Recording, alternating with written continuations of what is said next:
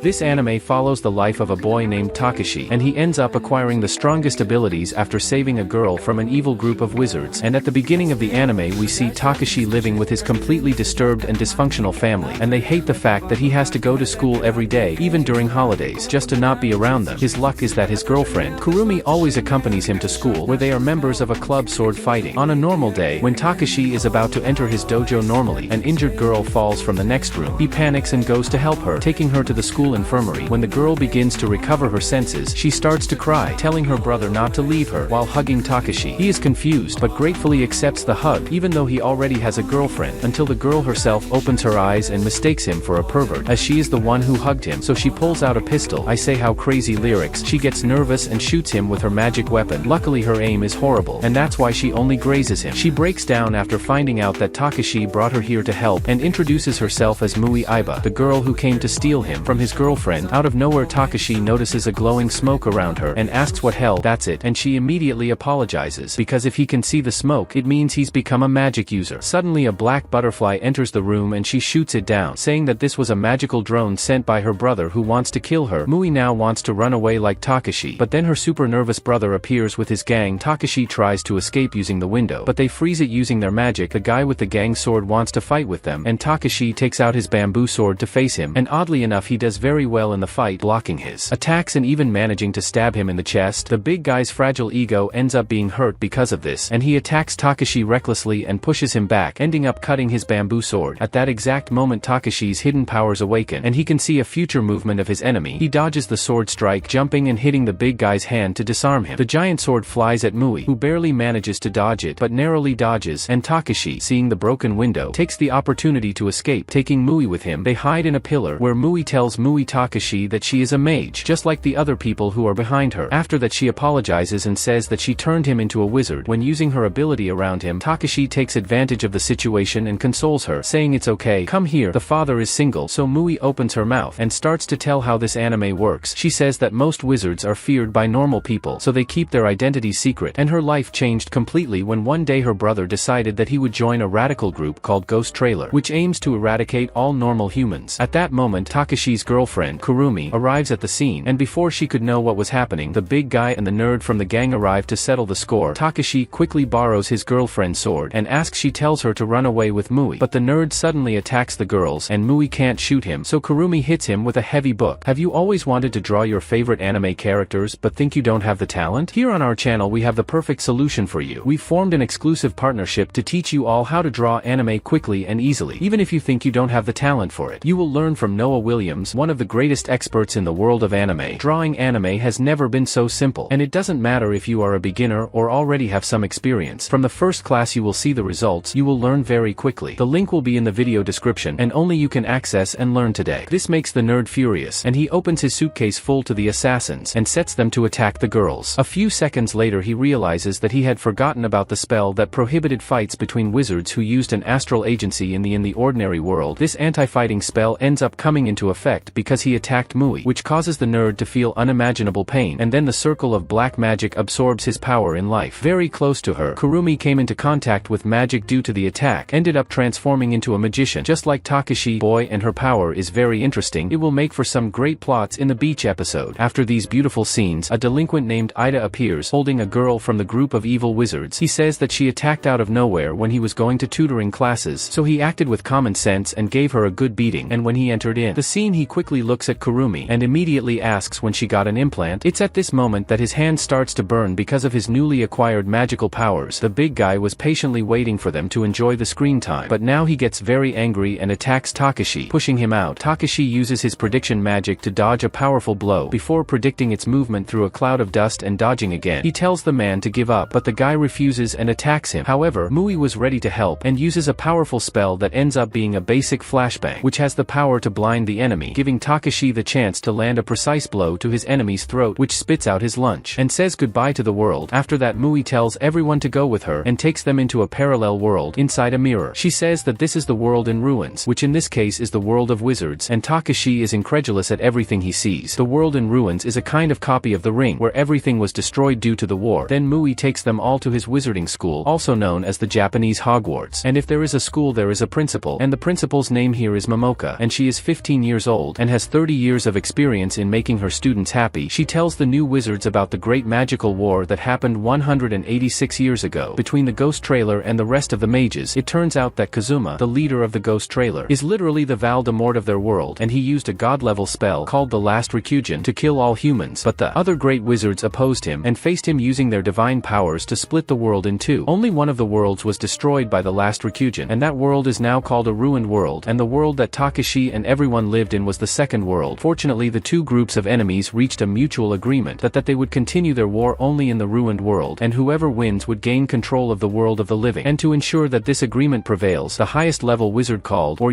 casts a spell called Gift on the world of Vio, so that the wizards could not fight using ancestral magic there. To make everything worse, all the humans who are attacked by mages end up becoming mages in the process, and after the end of the First World War, the leader of the Phantom Trailer disappeared, and no one has any idea where he was. However, some people believe that he was in a kind of deep sleep after having used a gigantic piece as Last Recugen. After explaining the whole story, Momoku offers the three new wizards the option of staying at the Japanese Hogwarts and learning about magic, or just give up magic and return to his world. Obviously, having all his memories erased, Takes thinks quickly and decides to stay in this destroyed world to help Amui reunite with his brother. Ida, on the other hand, believes that this is all an adventure, so he has no problem staying there. Kurumi was initially hesitant, but she also decides to come to the School of Magic to be by her boyfriend's side. Momoku then puts all of them in Class C in their first year of high school, and also demotes Amui to Class C due to her reckless actions. The next day the class begins and the teacher tells the students about ancestral magic, which is unique to each individual. There are 6 types of ancestral magic, and they can be manifested through artifacts called aspects. For Kurumi, her aspect is her lip balm. For Ida, it's her cool skull ring, and Takes doesn't have any looks. The professor then examines him and discovers that he has the famous evasive magic, and after discovering this, he sends him with Amui to go buy a weapon. In the store they meet a cheerful shopkeeper who takes them to an armory. Takes initially is surprised, but then asks for a weapon with a katana, as he already knows how to use it. The shopkeeper gives him a debut sword with a magic circle in its scabbard. It was once used by a great wizard in war, and now he has retired. Takes asks who it was, and the guy says it was his mother, and she likes it. That's exactly what I said. The logist continues to inform, saying that this magical sword has an evasive magic written on it, and if he is compatible with it, his power will increase many times over, but if he is not, he may lose his power. Your hand. So as Takes wonders what he should do, the logistician suddenly attacks him, and he avoids and blocks his attacks, which activates the sword's magic. The sword reacts to Takes' magic and begins to absorb it to display its special feature. Then a cartridge for inserting bullets comes out of the sword's hilt. Moments before Takes falls to his knees due to exhaustion, the shopkeeper praises his endurance, while explaining that the weapon is like a cannon sword called Twilight, and he can use bullets loaded with other people's magic to transform his sword. Takes then takes the 3 bullets that the shopkeeper gave him and accepts the sword, saying that it will blow someone's head off. Hunting and cute sword. Soon he loves it, and they are back in the classroom, which is completely burned thanks to magic of Ida, who got out of control. But the teacher says this is not unusual in his class, and the class continues. The next day, the trio goes to the training camp to learn some combat skills, and Takes has difficulty controlling his sword, and Ida also cannot use his magic correctly. Kurumi ends up being the most skilled among them, but so far she's only managed to get her magic to transform her into an only girl, which results in Takes becoming jealous of all the boys looking at her, and he has to deal with jealous, while she is afraid that Ida will explode while practicing Ama. And seeing Kurumi's power, she comes to the conclusion that it is time to create a big plot and takes her with her to swimming class. And in the locker room she offers her tickets on a letter to the man whose love predictions were 100% accurate, and the girls are interested as they think that Takes might abandon Kurumi and be with them, but later they blush when they come across him and with Ida. As they talk about their dinner plans, some girls walk past them and insult Amo and her brother, calling her the traitor's sister. Amo gets up after hearing this, and instead of attacking them, she runs away. After that, the green-haired professor explains to everyone about communities, which are groups of like-minded wizards. There are 7 powerful communities in the world of magic, and their leader is the Wizard Bracer, which in this case is the group that defends peaceful coexistence with human beings. And the Ghost Trailer was not among the 7 communities, and was hated by all the others, especially Wizard Bracer. Amo and her brother and the girls before them were part of the Wizard Bracer, and as Amo's brother had joined the terrorist community, everyone consequently ended up hating Amo and calling her a traitor, the traitor's sister. Takes feels really bad for his mother because he remembers that his family hates him the same way. Later, they go to class, where Takes discovers that some boys secretly took photos of Kurumi, and since he is her boyfriend, he confiscates all the photos, and while he was confiscating the photos, his master ended up hearing about he is in a relationship. This made her quite sad if she ran away, almost crying. Takes felt really bad for her, and this ends up making his jealous girlfriend insecure. In the end, Kurumi herself goes to the fortune teller, where the woman tells her that Takes will not be faithful to her, and that her love life is practically over if she turns the tables tables and runs away crying. Later, her mother will look for her to apologize for stealing her boyfriend's first kiss. But first of all, she clarifies saying that it was just an accident, but she loved being naughty. Kurumi then runs to Takes and kisses him as soon as she sees him, but he stops her. She asks him why he didn't want to kiss his girlfriend, since he already did it with his mother, and he asks with great sadness if they can't stop pretending to be a couple now. These words shock and hurt the poor girl, who ends up ignoring Takes for a week, and then someone proposes to her. Thinking that she is single, Kurumi rejects him, but the boy approaches her from behind and touches her shoulder, which brings back memories of her trauma. She falls to the floor. Takes arrives from behind to rescue her, and threatens to kill the boy if he approaches her again. It's at this moment that Takes remembers that Kurumi was the most beautiful thing since she was born, and when she started to grow up, boys started going crazy about her. And after a very bad experience with a stalker, she asked him to act as her boyfriend to keep the boys away, and he accepted because he was her best friend. This created problems between Takes and his younger brother, Kako, who really liked Kurumi, and the boy was very furious when he found out that his beloved had been stolen by his brother. Everything would be resolved if Takes opened his mouth and talked about how all this happened, but he preferred to leave his brother harboring great anger towards him. And so you can see how a woman can lead a bad person's life. Well, because of Kurumi, Takes and Kako ended up getting into a sinister argument, and after an argument while they were walking towards the house, Takes lightly touched his brother. The boy fell forward, and a speeding car came wanting to send him to another world. However, he did not die, and was simply disabled for the rest of his life. Now Kako still believes that his brother pushed him, and that's why he holds his grudge a lot. When Takes finishes remembering his entire story, Kurumi asks him to return their relationship to its previous condition. After all, she needs him very much, and he agrees. Then she realizes that he has lewd photos of her body in his pocket, and they take it away. But let him keep just one, so he can practice his sword skills at night. The next day, Takes and Ida are training together, and Ida tries to fill one of the storage bullets with his fire magic, but he can't do it very well, and Takes can't manifest the cartridge either. Soon Kurumi comes running to them, and says that Mui is missing, and that she left a map behind. Before reporting a fact to the teacher, who concludes that she was looking for her brother the whole time, but the school cannot help him at the moment, as the principal is away. Takes says if the school doesn't help Mui, he will help her himself. His friends say this is a stupid idea, but Takes insists that he really wants to save Mui. After all, if it weren't for Kurumi, they would be developing a secret plot with Mui. Upon hearing the beautiful words of a man in love, they decide to help him, and find him at a gate where they hide and wait for the guards to pass. They follow the guards to the mirror, and emerge inside a protective barrier into the ruined world. A veiled woman sitting on a throne introduces herself to a gate supervisor, and says that the girl they are looking for did not come through the gate. She tells them to return, as a war is raging outside, when suddenly there is an explosion in the sky and a ball of black paint stains the barrier. The black ink soon turns into a wizard who is reduced to ashes by his enemy. Kurumi is terrified, and grabs hold of Takes. Meanwhile, Mui is not too far away from them, and the day before she visited the fortune teller to ask about her brother's location, and the fortune teller informed where the guy is. Arriving at the place, her nervous brother tells her that this was a trap prepared by the fortune teller, who is a member of that terrorist organization, the horrible name, the Phantom Trailer, the desire to knock, and her coughing from that name. And now her older brother intends to take her to this living organization. His sister tries to remind her of the past, where she called him Diana-sama, and he was full of terror. However, he refuses to have any memory of her and grabs her by the collar. She then tells him that she gave him a gift, which in this case are the gloves he is wearing, and his memories return in small parts, but by then he was already absorbing her magic to defeat her, so he finishes of draining all her magic. Takes and his friends arrive at the scene, and Takes gets angry seeing his future girlfriend on the floor, and attacks Tsuga, asking him how he could hurt his little sister, said the guy who pushed his brother to get run over. Well, Tsuga doesn't care about any of that, and uses magic to increase his powers. Once done, he flies high, and then uses his ice spears against Takes, who dodges and blocks them with the help of his prediction, but he is not fast enough and is hit by the last spear. Tsuga decides to trap Takes with his ice castle, but Ito pushes him out of the way, and ends up being frozen. Takes is unable to free him, but Ida has the chance to act calmly. He remembers how Takes saved his sister from being kidnapped, so he owes him a big helping hand. Takes dodges Tsuga's attacks, and when he reaches the Mui and stands in front of her, the nervous guy realizes that he is just facing a beginner who doesn't even know how to use his power, so he decides to end it in a big way, using your hail bullets. Takes blocks them all with his sword, and sends some flying towards Ida to free him from the ice prison. He then carries the Mui to his companions, and tells Ida to charge his magic bullet, as this is the only way to fight against such a powerful enemy. That said, Takes runs to face Tsuga again, who descends from the sky to fight him. Takes dodges his ice attacks, and tries to overpower him with his ice abilities, but Tsuga doesn't carry his sword just to demand it. He pushes him back again, and uses his hail bullet again, and Takes' weak shield cannot protect him from the powerful attack, and as he is lying injured on the ground, the girls protect him, and Ida is about to finish loading the bullet to 100%, and Takes focuses on removing the cartridge from his sword. It is then that Tsuga attacks again with his ice spears, and the girls block this attack with their shields. Ida manages to load the bullet and throws it to Takes. As soon as he manifests his cartridge. He carries his bizarre weapon, which now transforms into a flaming sword, and when the girls reach their limits, Takes uses a powerful attack called Explosive Fog. I would call it Devil's Sneeze, much better, you name it. The explosive mist destroys Tsuga's attack and explodes him. He falls to the ground, and the Muika will have him, but Takes says the battle is not over yet. Suddenly, the white-haired butler named Kappei emerges from the smoke and praises the talent of the new mages. This done, and he teleports to the ghost trailer headquarters as Tsuga. Later, Takes and the gang return to the school, where Principal Momoka is taking stock of her recent battle. She doesn't leave her role as director behind and lectures everyone, saying that the punishment for anyone who breaks the rules at this school is 1,000 fingerprints from the apothecary. Lucky for them, her finger is a little crooked, so she just asks them to promise not to try to do anything reckless from now on. But Takes refuses. He says he can't do that. After all, 1,000 fingerprints at the apothecary is a very interesting proposition. He also says he is sure that Mui will not stop looking for his brother. Then he says he will always help despite the danger. Momoka really likes his attitude and says that he will soon give 1,000 fingerprints to the apothecary, but before that she wants him to prove his worth by participating in an ancestral magic exam, which always takes place in the middle of the year. The exam will be held in a building created with illusion magic, and if Takes and his group manage to pass the exams, they will receive Momoka's permission to go after Tsuga. Takes asks about the 1,000 fingerprints at the apothecary, and she tells the boy to shut up and tell you about it. After a few months, the exam day arrives, and all the students are divided into 4 different groups, according to the magic they carry. Now Takes and the other magicians who contain evasive magic need to reach the final part of a building in a city of illusions. Avoiding obstacles and traps, the students run towards the central building and come across their first obstacle in the form of spiders with cannons. The spiders surround him and start shooting, but Takes somehow survives the first wave. As he moves towards the goal, he out of nowhere sees Waigami and wonders what he is doing here. After all, Waigami is supposed to be part of Tsuga's gang, so Takes confronts him. So, Waigami says he's just here to take the exam and refuses to remember Takes or that he was ever part of the ghost trailer. In fact, he reveals that he was kidnapped by the wizard bracers and his memories were wiped so that he didn't remember the time when he hunted little girls in defenses. Later, Takes comes across a rhino which chases him through the city, and just as he is about to trample it, a glitch in the matrix saves him. In fact, this disturbance was caused by the members of the ghost trailer who infiltrated the academy field to wreak havoc during the exam. The city of illusions begins to disintegrate because of their dark magic, and the ground beneath Takes' feet disappears and he falls. But he makes a soft landing using floating magic and now finds himself in a labyrinthine garden on Kurumi's floor. A little away from him, a stone golem attacks Kurumi, but Waigami takes action and saves her before destroying the golem. She is shocked to see him and then realizes that he doesn't remember anything that happened on Earth. However, he was hit when he tried to save her, and this caused him to be withdrawn from the exam. After some time, Takes and his friends get together, and everyone is shocked to learn that Takes and Kurumi have become a kind of good Waigami, an evil guy with no memories of when he was evil and now a good person. They decide to stop the gossip and focus on getting out of this level before it too falls apart. They start looking for their way through this labyrinth garden, and when they are close to reaching the goal, a large stone golem falls very close to them, and Takes prepares to fight with it, but just one blow from the golem makes him fly. A powerful fire shot has no effect on him, and Wida doesn't even have time to concentrate her magic to attack the golem. Takes then tells them to use a fire sword combo attack again, and asks Wida that I gave a loaded bullet. He throws the bullet at him, but his aim is also horrible, and he is the direct shot. To save time, Mui and Kurumi divert the golem's attention, while Takes goes to catch the bullet. The golem is about to crush the girls, but Wida blocks the attack with her fire punch, and at this point in the story Takes already has his sword charged. He then uses the stone golem's explosion button and destroys it with just one hit. A letter flies out of the remains of the golem and reaches Cardamant Village, who is also a high-ranking member of the ghost trailer, a piranha. She was here to wreak havoc, but now that she's seen the Twilight Sword in action, she's satisfied. The next day, Kurumi reminds Takes of his promise to visit a shrine on his family's New Year's Day, but he doesn't want to, which makes her angry. She runs away crying, and while Mui tries to fix things between her and Takes, she realizes that it would be better for her if she didn't help them both. After all, her heart is beating for Takes. A few days later, Kurumi returns to her home in the world of the living, and Takes trains alone with Mui. During a brief break, Mui becomes delirious due to her fever, which gives us great images to lose the monetization of a channel. Editor: very large censorship, please no. The biggest ear can cover the entire screen. She pulls him into her bed, and they do more than just cuddle under the blanket. Soon she falls asleep and Takes has the chance to leave, but the moment ends up being horrible as Kurumi arrives in the room at that exact moment, and she is shocked and furious with her cheating boyfriend and kicks him out of the room and then does the same. Even with poor Mui, Kurumi then starts to stand at the door, and Mui comes back and runs to call Takes to take care of his girlfriend, who ended up turning into a baby when her emotions took over her mind. Outside, Takes is sitting nearby from the source, and he refuses to go back to Kurumi, telling Mui that that piece of shit isn't his real girlfriend. He tells her about the act he agreed to do to protect Kurumi from her pursuers, but he wants to stop all this nonsense nonsense, and this fight should be a perfect chance for that. He almost reveals that his sword wants a girl with hair black, but he remembers that this is a Japanese anime, so he must cultivate several girls at the same time, and it doesn't add up. As time passes, things continue to be strange between Takeshi and Kurumi, and one day Kurumi sees Igami in the library and goes there to thank him, and Igami acts like a real man, and he consoles her, saying that it's normal to have problems in your relationship, and Kurumi runs out because of the embarrassment. On the way she ends up bumping into Takeshi, and things get strange between them again. A week after the exam results are announced, and Momoka gives Takeshi and his friends permission to go after Tsuga, as they performed great on the test. She then gathers them in her office to lead the extraction mission, and gave Mui a bullet that contains binding magic, which will be useful in capturing his brother without hurting him. What this binding magic is for, Momoka didn't explain. Don't blame me, blame the author. Then she creates a door in any place with her magic, and at the same time a group of monitors push an Igami and the girl called Rotaru from the ghost trailer into the room. None of them remember their past, but they are forced to follow Momoka's orders. Without understanding much of the situation, they just follow the school nurse and the monitors to the door. Takeshi and his friends also join them, and everyone leaves the world in ruins. Soon a magic circle forms in the sky, and a car appears from him. Tsuga and the white-haired man called Keepin got out of the car to exchange hostages between the ghost trailer and the guys, and how many names I don't even remember. It's at that moment that Igami finally understands that they were just hostages from the academy, so they could get Tsuga back. Rotaru fights, not wanting to go, but Igami tells her to calm down and follow him. Before they leave, Kurumi thanks him for saving her, and he tells her to be strong. He gives her a goodbye gift that makes her cry. The hostages are exchanged, and Keepin tells Igami and Rotaru to get in that car and that he will transport them back to their base, while Keepin wants to have a meeting with Momoka, since it's been a few days since which he touches her thighs. Then the two go to a less crowded place to fight. Not only that, but now Tsuga has to deal with Takeshi and his friends and extras. He uses his magic to increase his powers, but is faced with the teamwork of his enemies, Mui, and the two monitors. Get ready. While the nurse reinforces Takeshi and Wida with her fortification spell, Tsuga attacks them with his ice spears, but the nurse blocks his attack with a wall of water. The two monitors surround him and create a giant key again that they use to open the floor. Tsuga falls into the bottomless tanks, but manages to hold on thanks to his ice. However, the nurse breaks it, but he escapes from the well and arrives hurting everyone except our main characters. He flies away and Mui chases him. The nurse tells Takeshi and Wida to go save her, while Kurumi stays behind to help heal the injured magicians. On the other hand, Muka and Kappei face each other in the sky. While talking about the old times, when they both were teammates, Kappei says that she hasn't changed much mentally or physically since high school, and she comments that he changed a lot and became a villain. She says that he is her enemy now, and attacks him with her swords of crazy and hacking powers beyond human understanding, but Kappei dodges, and increases his magical power using the spells Drive and Liberate, which means these names I don't know. I only know that he uses a powerful spell that comes with a blunt to attack her, but she draws a black diamond shield using her compass and blocks it. Kappei then uses his ancestral magic to dissolve and spreads it throughout the area, stating that everything within his reach will melt in 13 minutes. Muka then decides to deal with him before that time ends, and they clash against each other, creating a huge explosion. They continue fighting and exchanging blows, but Kappei overpowers the girl and attacks continuously to push her back. Muka regains her balance and uses a powerful blow that cuts the bridge below them, but Kappei dodges. The girl then creates a portal and attacks him from behind, but he blocks the attack. However, this was just a decoy, as she fires bullets at him from the front, while the compass sword attacks him from the back. And when Kappei jumps to avoid the pincer attack, the sword launches a chain that grabs him. Muka quickly throws him into her magic bread filled with high-quality TNT, and Kappei is thrown into the darkness. She thinks he must be dead now, but his magic is still damaging her body, so she realizes he's still alive. Suddenly a fountain breaks out of the sea, and Kappei comes out of it, saying that she should have made the walls in her basement stronger. He knew how her magic worked, saying that she could only create doors to places that really exist. He suspected that the room she threw him into was at the bottom of the ocean, and his hunch was completely right. Meanwhile, his dissolving spell was melting clothes and skin, and there were only a few minutes left for her to be completely destroyed. And as Kappei was dying to talk to Muka a little more, he tells her that their leader Kazuma will soon wake up from her sleep and then reveal her darkest secrets to everyone, saying that all her photos will be leaked since only Kazuma has the password. The girl is shocked to hear this and uses her ultimate magic to end Kappei once and for all, and her ultimate spell consists of creating a portal to outer space high in the sky, which sucks everything into it. If she were smart, she would have watched Hunter vs. Hunter and would have copied Phaeton's technique. That shit even killed an ant. Kappei uses a barrier to resist the suction, believing that Muka will die because of her dissolving spell before she can transform into a space traveler. However, a car is sucked while he is laughing and takes him into space with him. As soon as the fight ends and the portal closes, Muka loses consciousness and falls into the ocean. And while this fight was happening, on the other side, Takeshi, Amui, and Wida had already reached the 7 of the Ice Age, created by the expansion of Tuga's domain. Wida tries to break through the ceiling using fire, but this does not cause any damage, and before he can launch another attack, the the ice castle's defense mechanisms are activated and ice spears are launched at them from all sides. As he dodges the attacks, Takashi tells Wida that they will use the fire sword Kumpo again. He arms the sword, but this time the attack explodes in his face and the sword flies away, and Wida apologizes, saying that he must have put a lot of force into the bullet. Takashi jumps to get his sword while dodging the ice spears, but when he reaches the sword, Tsuka freezes his mother. He means his hand, and Wida comes to help, but he keeps slipping. At that moment Amui decides that she is a strong independent woman who doesn't need a man and goes headlong into the fight against her brother. Takashi shouts at her to wait as Wida patiently melts his frozen hand, but as Amui ignored him, he tells Wida to melt the ice on his hand soon. Upstairs, Amui comes across Tsuka and asks if he is really happy in the ghost trailer. She tells him that her organization has a horrible name, totally out of fashion, and it doesn't suit him. She gets emotional, saying that his brother can't be part of a gang with such a horrible name, but he attacks without even warning, and when the trapped Tsuga finishes her off, a huge explosion rocks his castle, and Takashi and Wida ride in a burning pillar to reach Tsuga and attack him. They quickly protect and heal Amui, who continues using the power of speech on her brother, saying that he has always been a brother with good taste, and that if he returns to her side he can do whatever he wants with his body. She begins crying while saying this, and Tsuga, also without realizing it, starts to shed tears. Now we don't know if he wanted to be with his sister, or if he is overcome with sadness, and to see his sister offering even that to bring him back, he is shocked to realize that he is crying, and then the power the flashback has a lot of effect, and he starts seeing images from their childhood, which makes him go crazy. Takashi and Wida run to face him, and Amui loads his gun with a link bullet. She prepares her final attack, which causes her weapon to grow, and then fires it at her brother, taking the hit and leaving him unconscious. And after a few days, Amui was sleeping next to her brother in the hospital, and is surprised by the rope, and discovers that Tsuga had come out of the coma and recovered his memory. She cries and hugs him while he comforts her, and her friends are there to witness her happy ending. Later that night, Takashi has a nightmare in which he sees himself lying in a sea of blood. Kurumi rushes to save him, and cries over his body as a monster emerges from the sea of blood. As the dream ends, Takashi wakes up all pissed and shitted, so he takes a few deep breaths and goes back to sleep without even realizing that he pissed and shit himself, and that his sword is absorbing his magic to evolve from a sword into Kurumi. The next day, Tsuga trains Takashi and his friends, showing how he uses powerful spells. Amui thanks Takashi for helping her rescue her brother, and then takes a step forward. He offers her a chocolate, since today is Valentine's Day. Takashi believed he was the greatest conqueror of all time until Tsuga arrived and showed him that he also won the same chocolate, and said that he shouldn't consider himself special. Tsuga also teases Amui for liking Takashi, and she takes him away as she is too nervous to do anything more than that. In the afternoon, Kurumi also gives him chocolate, and the chocolate she prepared is the same one Amui gave him because the two prepared it together. She teases Takashi that he doesn't look very happy, but he doesn't want to tell anyone about the nightmare he had last night. Then, one more night, he has another strange dream in which he is above the clouds, and Amui is happily running towards a giant pudding. She falls into a hole in the clouds, and Takashi wakes up sweating in the cold again. At least this time he didn't shit himself. He goes out to get some fresh air and finds Tsuga patrolling in the dorm. Upon learning of his nightmares, Tsuga tells Takashi that sometimes bad dreams can be caused by magic, and that he should consult the nurse if he gets really bad. The next morning, Takashi discovers that Amui has neck pain after she tripped and fell down the stairs while chasing someone carrying pudding. He is shocked that his dream has come true, but he continues to feel dizzy and passes out. He wakes up in the nurse's office, who he tells him was just suffering from lack of sleep, and orders him to sleep until she wakes him up. Takashi obeys her, but he has another dream in which he sees Kappei and a strange girl looking at him. The nurse then hears a loud groan and rushes to his side to discover that his sword has transformed into a girl and is absorbing her magic. After being seen, it turns into a sword again, and the nurse tries to wake Takashi up, and as shaking him doesn't work, she hits him very hard, and so the guy finally wakes up. As soon as he wakes up, the nurse scolds him, asking why he didn't come to her sooner, as he was having frequent nightmares, but later she explains that these nightmares were being caused by Twilight, which is the name of his sword, remember? Edward Bella. It turns out that his sword was absorbing his power to manifest in his human form without permission. The nurse says that she was using her energy to cast a nightmare spell on him, which shows the future with 100% accuracy through bad dreams. The nurse tells Takashi to stop keeping the sword next to him in bed when he sleeps, otherwise she will use her magic and kill him. Takashi then asks if he can date his sword, and the nurse says that if he wants to, yes, which makes him think actively, so he doesn't listen to the nurse's words about keeping the sword away from him. And on another night next to the sword of Twilight, he sees a quick slideshow before meeting Twilight in her human form, and news of what he was doing arrives. Mamuka, who calls Takashi to her office the next day to reprimand him, she tells him that he already has Amui and Akurum, and that wishing to date a sword is something a bit bizarre. Because of this, she asks him to obey the nurse, otherwise she will confiscate the sword of Twilight, but Takashi responds that he needs his sword because he wants to see what she wants to show. Naughty. The Mamuka tries to threaten him with pencil, but since the guy doesn't intend to exist, she tells him that he can solve all this in a nice way, which is by fighting the human form of the Twilight inside his dream, and if Takashi manages to control it, he will be able to use it freely, but the Mamuka says that it won't be easy to do that. Takashi even worries a little about the possibility of dying in real life and getting lost in the dream, but the Mamuka promises that she will take care of him and will not let him die. During the night now, the whole team meets in a nurse's office. Everyone intends to support Takashi in his fight against Twilight, even though they know the impure thoughts that Takashi had about Twilight. So, before he starts to sleep, the Mamuka tells Takashi that the relationship he has with his sword is like that of a father and a son, and this discourages him, as he doesn't have that type of fetish. But now it's too late. The nurse casts her sleeping spell on Takashi, while the director casts a protective sphere around them. Takashi opens his eyes and he sees that he is inside a dark building, where Mui joins Beach. She leaves him outside and, conveniently, they find themselves on the beach, where Mui's clothes suddenly change into a bigger one. Now that the beach heap comes, she looks at Takashi with judgmental eyes. The wondering, is this what he is like well in his dreams? When he is about to pray to say that he thought of much worse things, the girl out of nowhere stumbles and tries to help her, but as expected from a beach episode, he ends up falling on top of her. Mui is embarrassed and runs into the sea. While Takashi sees Twilight sitting on a swing, he runs to her, but the scene is quickly back and Mui is back in her normal clothes. This being the case, the shortest beach heap I've ever seen. Out of nowhere, Takashi sees a hologram of his mother, who apologizes while he tells her something about his brother. After that, Takashi is heavily attacked by his younger brother, the Gekko, who takes care of everything bad that happened to his family. The Gekko licks the fallen angel's blade that can pierce anything and then creates wings when using a powerful magical attack. Takashi rushes to protect Mui, but then his brother transforms into Twilight, who tells Takashi that he is not fit to wield it. With that said, she makes a copy of the sword in her hand and gives a copy to Takashi too. He is caught and prepares to fight, saying it's Twilight who will make her obey him, but it's Twilight doesn't agree with that and the attacks, using several powerful spells from its former owner. While it attacks him, Takashi tries to dodge using his evasive magic, but it is too fast and pushes him back. Mui uses a magical shield to protect him, but the magic of the former owner of Twilight breaks the shield and absorbs it. She tells Takashi to give up, and when he refuses, she attacks Mui, slowly absorbing all her magic. Twilight says that the girl will die a slow death, as all her magic has been drained, and if Takashi wants to save her, he must leave from the dream right now. Mui doesn't want him to give up, so Twilight attacks. Takashi is injured by her blows, and the girl starts to absorb her magic. He loses his energy and falls to his knees, but then he remembers what Momoka told him about his relationship with Twilight, that he is the father and she is the daughter, and he tries to think about his relationship with his mother, and he remembers that she stopped calling him by his name, and this gives him a solution to his problem. Takashi quickly apologizes to Twilight, and just as she's about to hit him, he says he never gave her a name, and asks if that's what she wanted, and seeing her react to something so simple, Takashi says he will give her a meaning for her existence, and in the end he decided to call it Eternal, because he believes that the love between them will last forever. At that exact moment, the girl drops the sword and breaks the ice on them. She sits on the floor and is thrilled to hear her name given by her new master, and then she shines and transforms back into her sword, and while Takashi assures to Mu and runs to hug him, being happy that he made it. After that, time passes quickly. The month of April arrives with force, and now Takashi and Kurumi are on a date to celebrate passing the first year at that useless magic school. They talk about the Eternal, which still shows Takashi prophetic dreams sometimes, but now she understands when he says he just needs sleeping without having realistic dreams. Soon it's time to welcome new people to the Japanese Hogwarts, and the second-year students Takashi and Kurumi are at the reception. They are shocked when Wida arrives with her younger sister, Futaba, who is going to enroll in magic school. Takashi and Kurumi can't believe that their delinquent friend could have such a beautiful and polite sister, and immediately tell him that he is adopted. When he says that they are related by blood, they move on to the next question, and ask how his sister acquired the ability to use magic, and Wida explains that during the holidays, Futaba wanted to go to a boy's birthday party at night, and he refused to leave her there, and they had a heated argument, and he literally exploded in anger and exposed his sister to magic, so now she's like them too. While Wida and Futaba run to the guidance room, Takashi hears a voice that sends shivers down his spine. He looks ahead and is shocked to see his younger brother, Gekko, has signed up for school, and Kurumi can't believe it either. Gekko says that she is now a wizard and promises to explain how she became a wizard later, but in the end it was nothing more than a lie, as he didn't tell anyone how he became a wizard. Even after many days at this school, one day he and Takashi have an unexpected encounter in the bath, where Gekko is strangely friendly and kind to him. He even offers to wash his back while they talk about their feelings, and Gekko apologizes for the attention between them. He says that the accident wasn't Takashi's fault, and reveals that he was frustrated at having lost most of the function of his leg. That's why he took it out on him. After all, they were already fighting at the time. Takashi forgave his brother for the misunderstanding, and they rekindled a relationship. But suddenly he remembers the nightmare he had with his brother and has some doubts in his mind, and this doesn't stop his high school life from becoming ordinary and peaceful, as they are really getting along well in every session. Training. On one of these days, the green-haired teacher calls Takashi. This happened during the break, and the teacher was shocked to discover that Gekko is his younger brother. He warns Takashi that his brother has a radically different vision from his and advises him to guide the boy in the right direction. Takashi is confused and realizes that the teacher was definitely hiding something more. That night Takashi has another nightmare, in which he sees a slideshow and predictions. Before seeing himself floating in an endless darkness, there he sees the gecko, who has become older than him, and claims that he stole everything from him. He declares that he is now it's Takashi's turn to be robbed, and he says he will steal Twilight and Q-Room from him. Takashi wakes up screaming and short of breath, but then he notices Kappei sitting in his window. Takashi draws his sword, but Kappei tells him to calm down, as he is not here to fight, but to talk. He tells the boy about a history lesson that is not taught at school. The story began at the end of the 18th century, when a group of wizards decided to dominate other weaker wizards, torturing and executing them. This group of magicians who thought they were superior were Wizard Bracer. Takashi is shocked to learn this. This gossip is good, and Takashi even doubts it, but Kappei is sure that his eyes would not lie to him. He asks the boy if he has ever heard of Kazuma, who is the leader of the Ghost Trailer. Kappei says that he and Kazuma were childhood friends who studied together at the Japanese Hogwarts. Kazuma was incredibly powerful, and that group of oppressive mages wanted to recruit them into their community, but he refused their offer, as he knew they just wanted to use him as a tool of war, but he wanted to live his life accordingly, on your own terms. When Kazuma went to Wizard Bracer's office to reject the offer, the man who answered him told him that his parents were being held hostage, and that if he wanted to see them again, he should join their group. Kazuma was furious, and demanded that his parents be released immediately. But the man, he said this in the contract here first, I signed,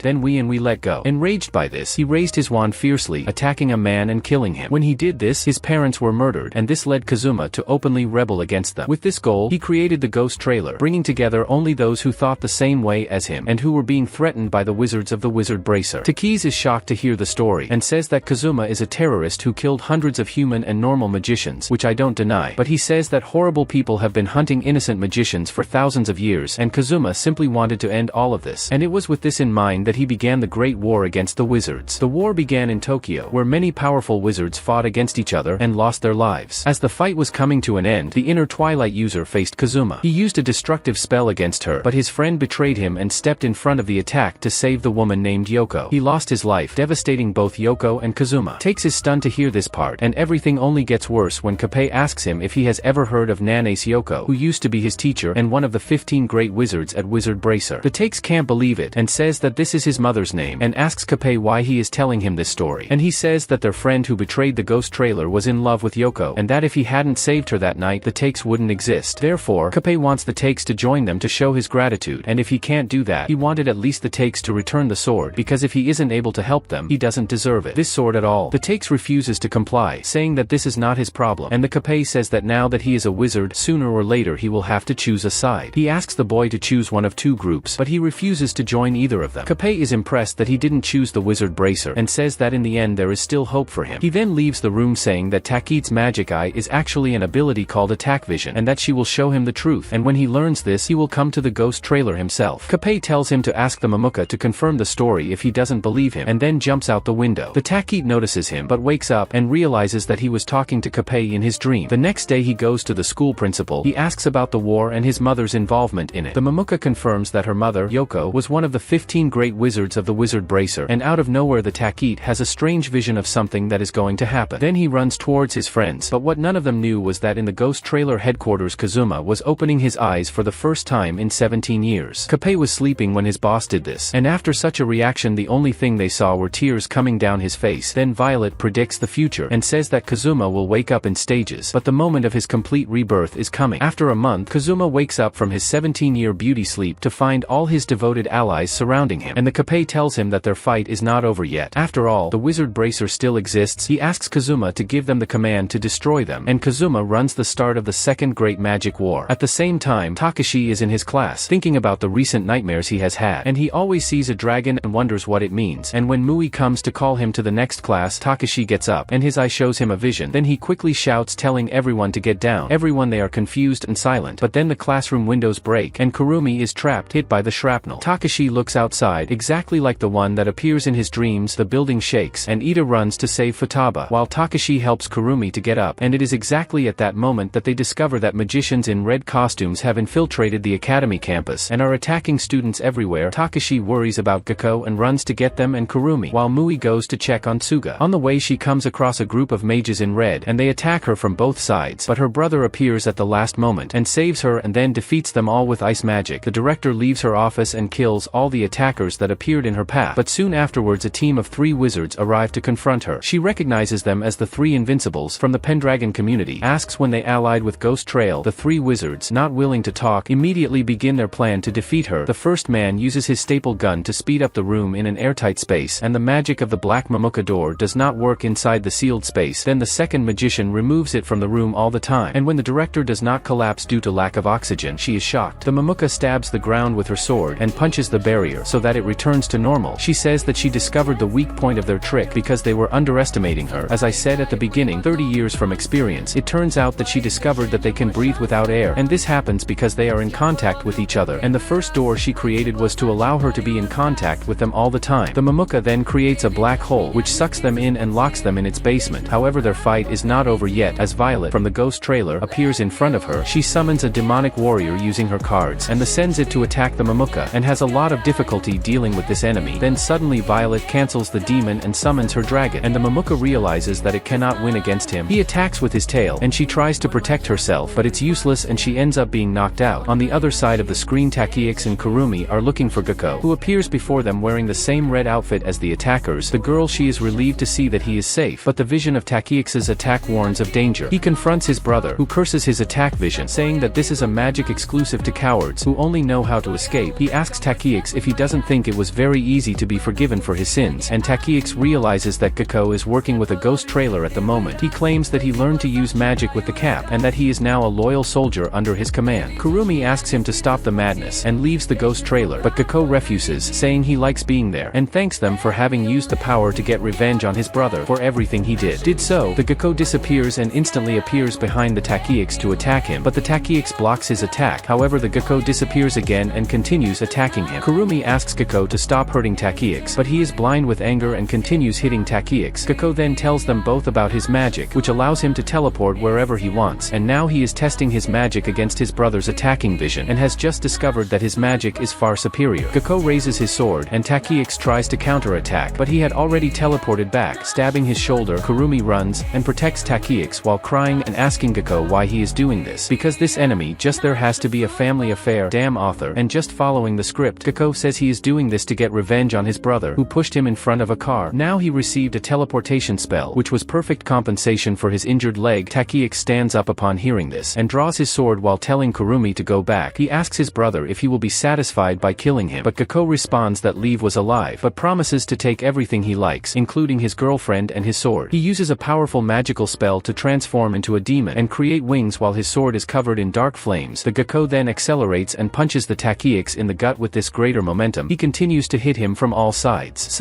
and then knocks him down with a powerful punch. Kurumi cries and runs towards Takiix again, and Gekko tells her to get away from him. When she doesn't obey, he pulls and kicks her brother away, but Kurumi frees herself and runs to her boyfriend. She kisses him, and through the lip balm, her magic is activated, transforming her into Takiix itself. Gekko becomes very jealous and forcibly separates her from his brother, and even hits her when she resists. Only then does he realize that she is still Kurumi about Takiix's appearance, and then he regrets having hit her, but that doesn't stop him from taking it away along with Takiix's sword. Now Takiix finds himself in a dark place, being inside his dreams, where he sees someone calling his name. There he receives a ball of energy, and so as he touches this ball, a bright flash of light shows him a prophecy in which he sees Gekko and his mother arguing, and Gekko attacks his mother. Takiix is devastated when he realizes that his crazy little brother is going to kill their mother, but that's not his only problem. Outside, Mu is trying to find Takiix, and she sees him unconscious with Violet by his side. You think the woman in the Ghost Trailer is the person who hit your boyfriend. The guy isn't even her boyfriend, he's crazy. Mu then points her gun at Violet, who quickly draws her cards to focus on a demonic beast which wields a whip. Oh, what a delight Mu would have on her, but her enemy is very fast and dodges the lightning bullet, and then makes the fire bullet too, and using her summons as a distraction, Violet decides to take the Takiix as her new toy, but Mu runs to save him, and jumps on the demonic nun, who catches her leg with the bullet whip, and it's knocking down a floor. The girl lost her weapon, and the nun is about to finish her off, but then 3 girls arrive to rescue her, and quickly destroy the nun. They create a powerful cyclone that takes Violet away, and Mu quickly runs to Takiix. While the Ghost Trailer officer runs away, Mu wakes Takiix, and he tells her that Gekko kidnapped Kurumi. The leader of the girls who just saved them goes to him, and introduces herself as Ina, a 4th-year student at Japanese Hogwarts, being she and a member of the community called Camelot, who sells pirated DVDs. At that moment the knock arrives, as he was worried about his sister, but is relieved to see that his girlfriend, Ina, has everything under control here. Takiix struggles to get up, but he's really hurt and falls. Takiix says he needs to go to a doctor, and then his his friends and take him to one. But the hospital where they're going to take him stays in the world of the living, while they take Mu and see the artifact that Kurumi left behind when she was kidnapped and pick it up. 3 days later, Takiex wakes up in a hospital, with Mu taking care of him as his personal nurse. She cries, being relieved to see him well, and he wipes her tears. At that moment, Ida enters the room, interrupting his moment, and hugs him. Pause as he tells about his tragedy. On the day of the attack, people from the inspection department took Futaba for an investigation, and when she tried to resist, they attacked. Mu tells Takiex that the inspection department is a special sector with immensely powerful and talented magicians. However, they still haven't given any news about Ida's sister, and not even Suga could help them at the moment. Takiex comforts his friend, saying that it was better for Futaba to be somewhere far from the battlefield, but this reminds him that Kurumi was taken. Soon Suga and his girlfriend arrive, and Takiex finds out from them that the director Mumuka is missing, and most of the healthy students are gathering together as they prepare for war. But Suga wants Takiex to stay in his bed until he fully recovers. However, Takiex is impatient and asks if they have any information about Kurumi so he can go and save her, but Ida says that there are no clues and that they can't do anything at the moment. Mu thinks about magical item that Kurumi left behind, but she keeps it a secret from everyone. At night, Mu falls asleep next to Takiex, and he wakes up to go for a walk, and while thinking about his own sad situation, he finds Tsuga and this little person talking about him, and it turns out that Takiex is at Camelot headquarters, and this place is exclusively for women, so as soon as he gets better he has to get out of there. During the conversation, Tsuga says that he is still very weak, and asks that he be kept in that place, and if he returns to the wizard Bracy will definitely send you to the front lines of war. Tsuga's request is accepted, and after hearing all this, Takiex returns to his room, feeling more helpless than before, but he cheers up a little when he sees Mu. While resting in the hospital, the world of wizards began to change.